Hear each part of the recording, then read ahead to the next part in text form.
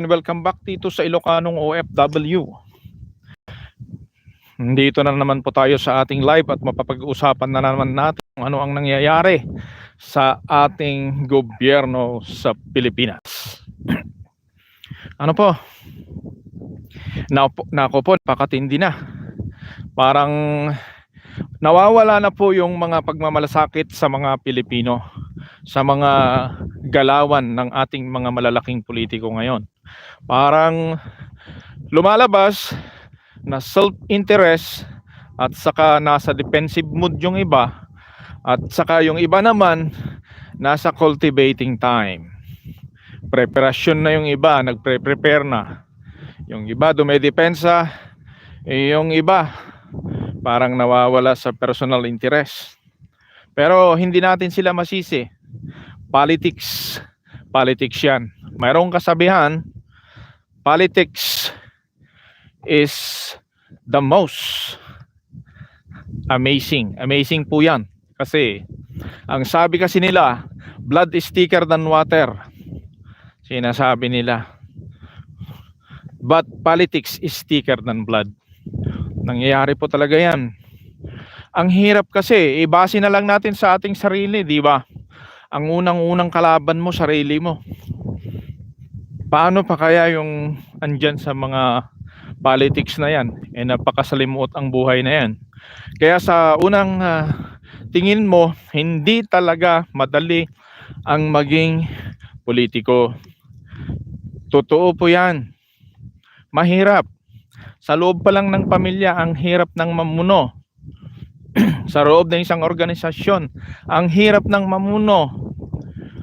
Kahit anumang organisasyon nandiyan ka, mahirap mamuno. Pero ang good news, mayroon naman mga pamamaraan. Masipag ka lang na magsilbi sa bayan, sa mga tao, magsipag kang mag-aral, umattend ng mga trainings, i-implement mo yung characteristics mo at saka yung mga plano mo bilang isang aspiring na politiko o politiko, tulad ng integrity. Kung may integridad ka talaga bilang isang leader, implement mo yan, di ba? Mayroon ka talagang commitment. Committed ka talaga sa paggawa ng ikabubuti ng kababayan, kasi politika yan eh.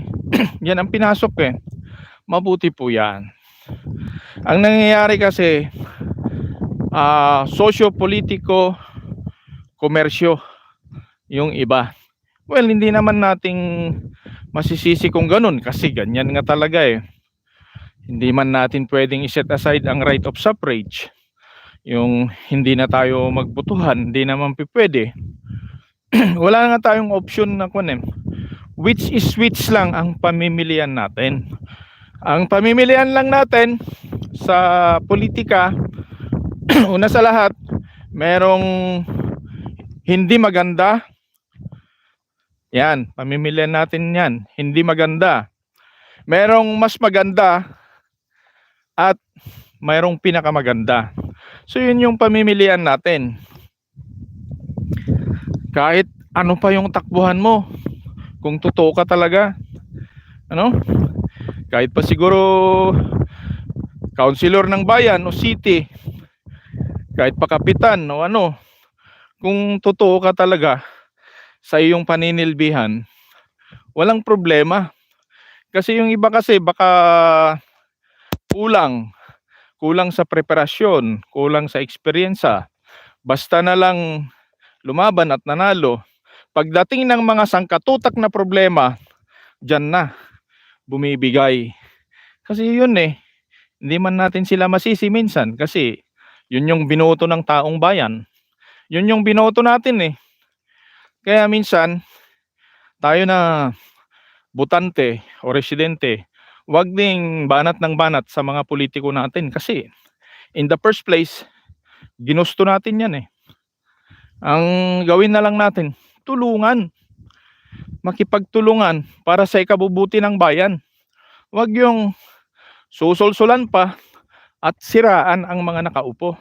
Hirap naman ng ganun eh. Minsan napakahirap din talaga niyan. Wala akong experience sa mga ganyan, pero base sa ating pagbabasa, research, panunood, ayan, ang naranasan ko lang ako'y nasa college life ko pa, ayan, at nung binata pa ako, nasa mga small organization ng mga barangay, meron namang overall organization, ganun lang ang naranasan ko. Pero ngayon, maski saan ka tumingin, mapa-kongreso, mapa-senado, mapa-lokal, kitang-kita mo lahat yung mga ganong sitwasyon. Ika nga, advantage naman kasi dahil meron ng social media. Pero totoo pa rin yung ating mga napapanood kasi. Kahit ordinaryo tayong mamamayan, nakikita pa rin natin. No? Nandiyan yung mga issue ng titignan mo, yung batuhan. Ano po? Sa executive, nagbabatuhan. Ano po? Sa legislative, bicameral, unicameral, nandiyan yan. Kaya mahirap. Hindi basta-basta ang pinagdadaanan ngayon ng ating bansa. Lalo na ngayon, malapit na naman ang eleksyon. Siyempre, hindi naman nating maiwasan. Baka hindi lang din alam ng mga tao, pagdating ng eleksyon, ang daming pera na lumalabas. Yan yung totoo. Maraming pera, malaking gastos. Kaya kung ako lang, pagbutihin yung pagboto ba, tignan maigi. Ang daming mga issue. Meron pang nagsasabi, yung mga iba, artista. Wala namang kasalanan yung mga artista. Hindi porke artista, yung mga tao, hindi na rin nagre-research. Tao din yan eh. Mayroon din naman silang capacity na mag-aral. Pag-aralan yung mga previous na mga nasa government. Ibabase nila sa kanilang plataforma, at pag nakaupo na sila, gagawin nila. Ganun lang yun. Hindi issue yung politiko, ano man yung tao. Paano kung hindi naman politiko yung tao, hindi pa rin maganda yung ginagawa, di ba? Or hindi naman artista ka ako. Kaya ganun.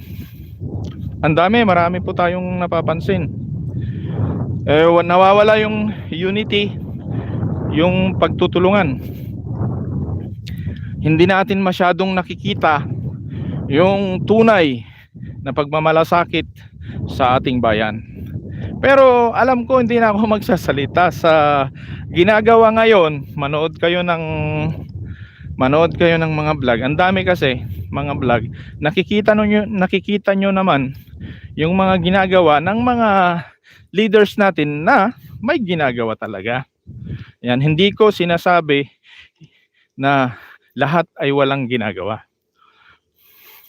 Kaya lang naman sinasabi ko to kasi mayroon tayong mga napapanood at meron din tayong nababalitaan.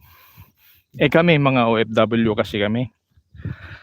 Inuulit ko, kaya nga nandito kami sa abroad dahil umaasa kami na balang araw ay pag lumakas ang ating ekonomiya, gumanda ang takbo ng ating gobyerno, pwede na rin kaming mag-exit. Ano? Kasi kaya na namin buhayin ang aming sarili that time. Ano po?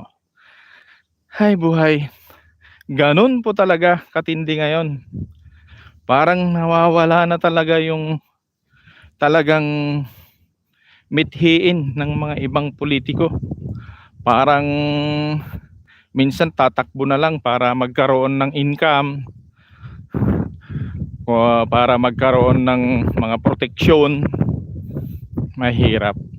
Pero ganun pa man, karapatan yan ng mga tao.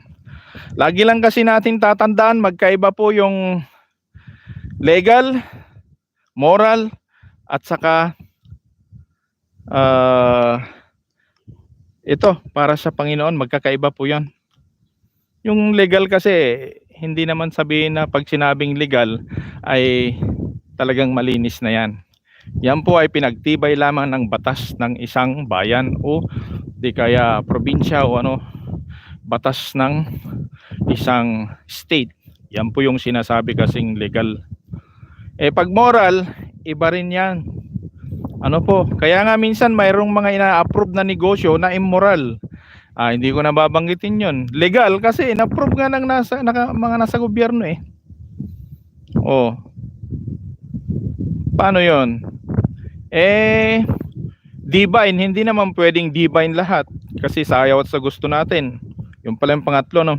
Yung divine, talagang nakapaloob na yan yung mga nakikita nilang bukod sa legal, moral, at saka sa ikabubuti ng dangal ng mga tao, ay nagsama-sama na yan.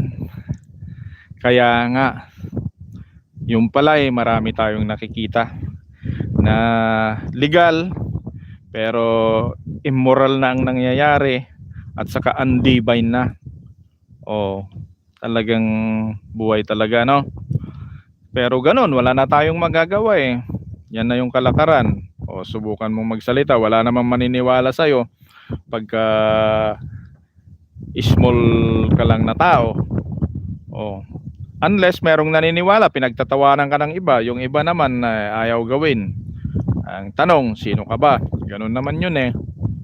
Kaya nga nawawala yung diwa talaga ng pagtakbo ng mga ibang leaders.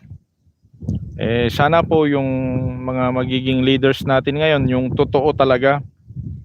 Mas maganda na nga yung meron na talagang puhunan na tatakbo eh. Para kuwan na lang, focus na lang siya sa ikabubuti ng nasasakupan niya. Ganun po talaga. So hindi po ako magtatagal, binosh out ko lamang po yung aking damdamin at opinyon. Bato-bato sa langit, wag tamaan, wag magalit. Ito po si Borloma Bin Gabaon, ang Ilocanong OFW. God bless po everyone.